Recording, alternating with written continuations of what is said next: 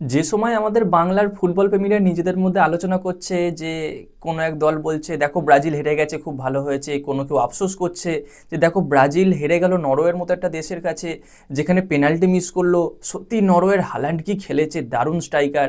ঠিক এই রকম সময়ে একটা আপডেট চলে এলো ভারতীয় ফুটবলে, মোস্ট ইম্পর্টেন্ট আপডেট, সেটা হলো মোহনবাগান দলকে নিয়ে।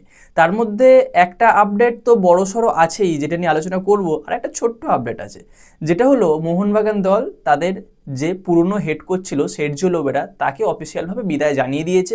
অবশ্যই চাইবো পরবর্তী কোচিং কেরিয়ার তার খুব সফলতার সঙ্গে কাটুক, এবং নতুন হেড কোচের নাম অফিসিয়ালভাবে ঘোষণা হয়ে গিয়েছে, যেটা হলো প্যানাগিওতিস দিলেম্পেরিস, বা যিনি হলেন প্যানাগিওতিস দিলেম্পেরিস। তো এই ভিডিওতে আমরা এই বিষয়টা নিয়ে কথা বলবো, যেটা হলো প্যানাগিওতিস দিলেম্পেরিস তো হেড কোচ হয়ে গেল, এবার কথা হচ্ছে প্রথম ম্যাচটাই ডার্বি, আর ডার্বি মানেই মোহনবাগান ইস্ট বেঙ্গল ম্যাচ, বড়সড় ম্যাচ। আর যে ম্যাচে এই দিলেম্পেরিসের অপোনেন্ট বা বিপক্ষ যিনি কোচ থাকবেন, তিনি আইএসএল এর কেরিয়ারে one of the most successful coach Antonio Lopez Habas, তার এগেনস্টে তাকে খেলতে হবে। তো এই জায়গায় কে এগিয়ে থাকবে, হাবাস নাকি প্যানাগিওতিস দিলেম্পেরিস, কোন জায়গায় কে এগিয়ে, সেই বিষয়টা নিয়ে আলোচনা করব। এবং সেই সঙ্গে কোচ হওয়ার পরেই দুটো বড়সড় বার্তা দিয়ে বসেছেন প্যানাগিওতিস দিলেম্পেরিস বা প্যানস, যাকে ছোট করে বলা হচ্ছে এত বড় নাম না বলে। তো কি সেই বার্তা দিয়েছে সেটা বলবো, এবং দুই দল বা দুই কোচের কোথায় কি স্ট্র্যাটেজিতে তারা খেলেন, দলকে কি ফরমেশনে খেলান, কার জন্য ডার্বি টাফ হতে চলেছে, কি বৃত্তান্ত, সেটা নিয়েও আলোচনা করব। তো চলো ভিডিওর মেন টপিকে যাওয়া যাক। তো প্রথমে কথা বলবো প্যানস কি বার্তা দিয়েছেন। আর আরেকটা বিষয় বলি, দিলেম্পেরিস যে মোহনবাগান দলের হেড কোচ হতে চলেছেন, দেখো এটা গর্বের বিষয় নয়। আমি একটু মানে কি বলবো, কিউরিওসিটি নিয়েই ইনস্টাগ্রামে তাকে মেসেজ করেছিলাম বা জানতে চেয়েছিলাম এইরকম উদ্দেশ্য করেই, যে এরকম লিখেছিলাম যে ওয়েলকাম টু সবুজ মেরুন ফ্যামিলি। সবুজ মেরুনটা আর কি, যে দুটো লাভ রিয়াক্ট হয়, একটা সবুজ রঙের একটা মেরুন রঙের, সেটা দিয়েছিলাম। তো তিনি দুদিন পরে আমাকে রিপ্লাই দিয়েছিলেন থ্যাংক ইউ সো মাচ। তখন আমি বুঝেছিলাম যে তিনি হেড কোচ হতে চলেছেন। তো যাই হোক, হয়তো অনেকে বলবে তুমি এসব বড় বড় ডায়লগ, না এটা হয়েছে আমার সঙ্গে। যাই হোক, এটা আমার কাছে একটা গর্বের বিষয়।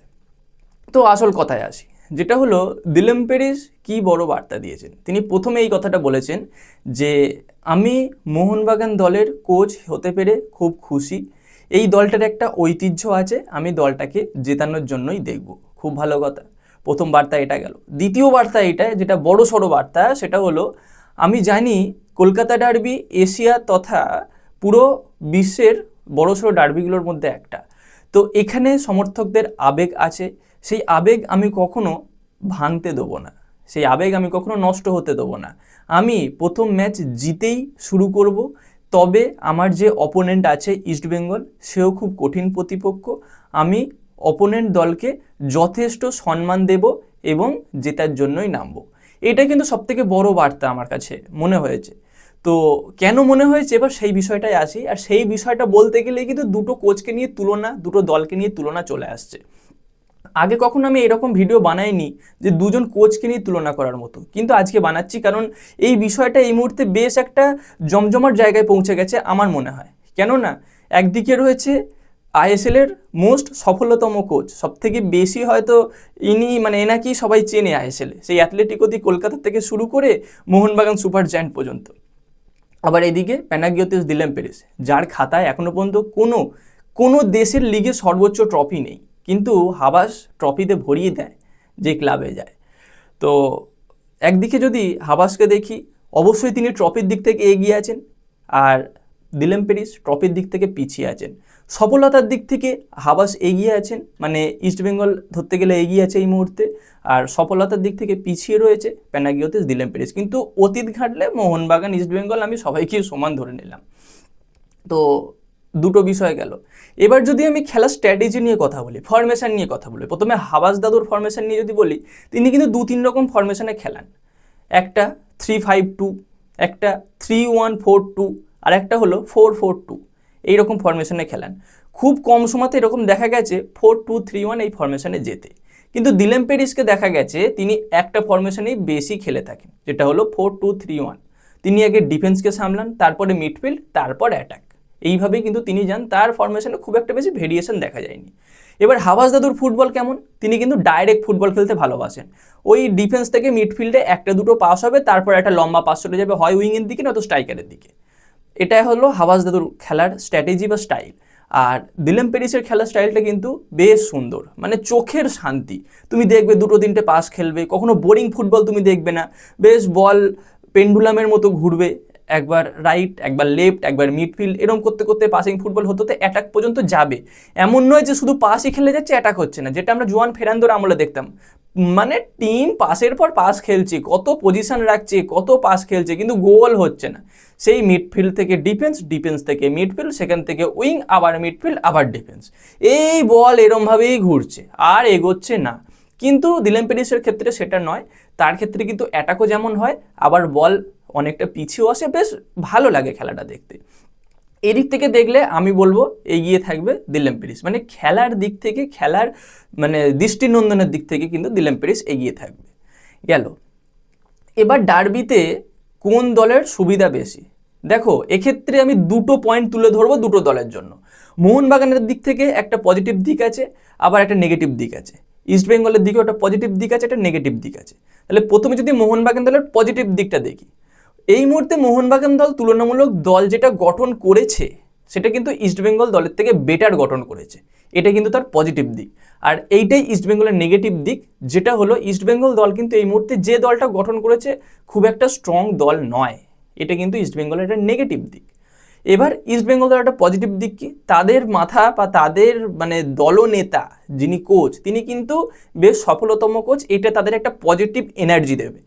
আর দিলেম পেরিস তিনি কিন্তু এখনো পর্যন্ত কোনো দেশের সর্বভারতীয় ফুটবল লিগ জিততে পারেননি, ট্রফি জিততে পারেননি, এটা কিন্তু একটা নেগেটিভ দিক। কিন্তু ডার্বিই হয়, দুটো দলেরই পজিটিভ দিক আছে, নেগেটিভ দিক আছে, সব দিক মিলিয়ে ডার্বিটা হয়তো এবার ডার্বির মতোই হবে। একেবারে অগ্নি পরীক্ষা বলা যেতে পারে মোহনবাগানের নতুন কোচের জন্য। এত বড় হাই ভোল্টেজ ম্যাচ, প্রথম মানে তিনি এলেন কোচ হিসাবে, প্রথম ম্যাচটাই তার জন্য একদম অগ্নি পরীক্ষা। আবার এদিকে হাবাস দাদুর এরকম প্রেশার নেয়ার কিন্তু তার অভ্যাস আছে। এমনও দেখেছি মোহনবাগান দলে তিনি যখন কোচের দায়িত্ব নিয়েছেন তখন দলটা কিন্তু একেবারে লিগ থেকে ছিটকে যাচ্ছিল, সেখান থেকে এসে তিনি লিগ সিল জিতিয়ে দিয়ে বেরিয়ে গেছেন, এমনও হয়েছে।